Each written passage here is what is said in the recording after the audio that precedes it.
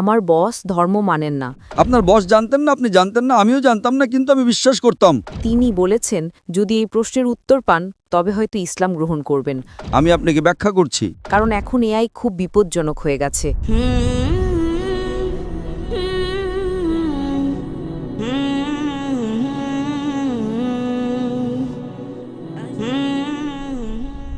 আমার নাম নিসা।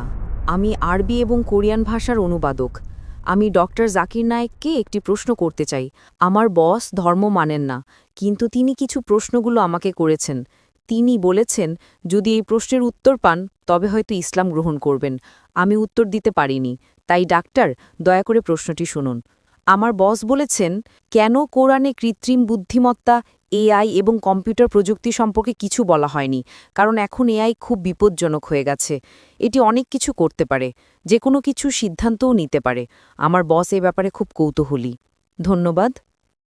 আপনার বসকে বলুন কোরআন কোনো সায়েন্সের বই নয়, SCIENCE।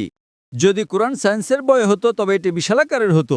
এই যে ভবনটি দেখছেন এর ভেতরে যত বই রাখা সম্ভব সব বই মিলেও এর সমান হতো না। যদি কোরআন বিজ্ঞানের বই হতো আর এতে সব বৈজ্ঞানিক তথ্য উল্লেখ করা থাকতো, তাহলে কোরআন এতটা বিশাল হয়ে যেত যে আপনি কোনোদিনও তা পড়ে শেষ করতে পারতেন না। আপনি কি বুঝতে পারছেন? হ্যাঁ ডক্টর। কোরআন কোনো সায়েন্সের বই নয়। সায়েন্স, আপনি যদি জিজ্ঞাসা করেন কোরআনে কি লেখা আছে 2 আর 2 মিলে 4 হয়, না, কোরআন কোনো সায়েন্সের বই নয়, এটি নিদর্শনের বই, SIGNS। তাই আমাদের দেখতে হবে কোরআনে যা কিছু বলা হয়েছে তা যেন ভুল না হয়।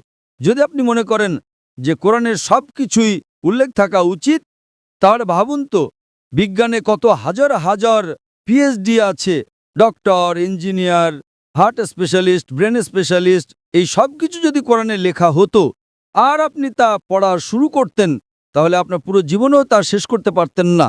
ঠিক না বেঠিক? সুতরাং কোরআনে বিজ্ঞানের সব কিছু উল্লেখ নেই, দয়া করে ভুল বুঝবেন না।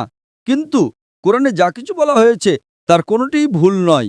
যদি কোরআনে এমন কোনো বৈজ্ঞানিক তত্ত্ব থাকে যা ভুল প্রমাণিত হয়, তবে তা আল্লাহর পক্ষ থেকে হতে পারে না।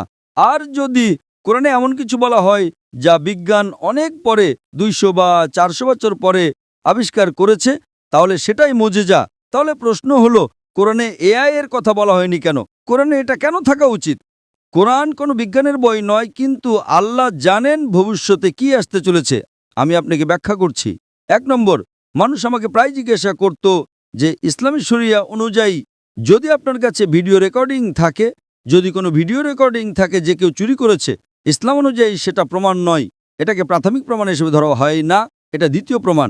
10 বছর বা 20 বছর আগে যে কোনো সাধারণ আদালতে যদি আপনি CCTV ফুটেজ দেখাতেন আর তাতে চোর ধরা পড়তো যে কেউ চুরি করছে, সেটাই যথেষ্ট ছিল। কিন্তু ইসলামে তা নয়, ইসলামে চোখের সাক্ষী প্রয়োজন। তখন মানুষ অবাক হয়ে বলতো এটা কেমন ধর্ম? কোনটা বেশি নির্ভরযোগ্য, প্রত্যক্ষদর্শী নাকি ভিডিও রেকর্ডিং? কোনটা ভালো, ভিডিও রেকর্ডিং ঠিক না ভুল? আপনার বসকে জিজ্ঞাসা করুন। সুতরাং 20 বছর আগে যদি আপনার কাছে ভিডিও রেকর্ডিং থাকতো তবে তা ইসলামের চেয়ে সুবিধাজনক না। প্রত্যক্ষদর্শী হলো প্রাথমিক প্রমাণ, ভিডিও রেকর্ডিং গ্রহণযোগ্য ছিল না। আজ যখন কৃত্রিম বুদ্ধিমত্তা এসেছে, আপনি সহজেই আপনার ডাকাতের একটা ভিডিও তৈরি করতে পারেন। ঠিক না ভুল? ঠিক। সুতরাং এখন মানুষ জেগে উঠেছে। আজ এটি প্রাথমিক প্রমাণ নয়, তাই ইসলাম অনেক উন্নত। আল্লাহ জানতেন AI আসতে চলেছে। আপনি কি বুঝতে পারছেন? হ্যাঁ। আপনার বস জানতেন না, আপনি জানতেন না, আমিও জানতাম না, কিন্তু আমি বিশ্বাস করতাম। আমি বলেছিলাম না ইসলাম সঠিক, হয়তো আগামীকাল কিছু ঘটবে। আমি AI সম্পর্কে জানতাম না, কিন্তু 15 বছর আগে আমার উত্তর ছিল শরিয়া সঠিক। আমরা জানি না আগামীকাল এমন কিছু ঘটবে যে ভিডিও রেকর্ডিং যথেষ্ট প্রমাণ হবে না। এটাই ছিল আমার উত্তর, এবং আজ আমার উত্তর সঠিক।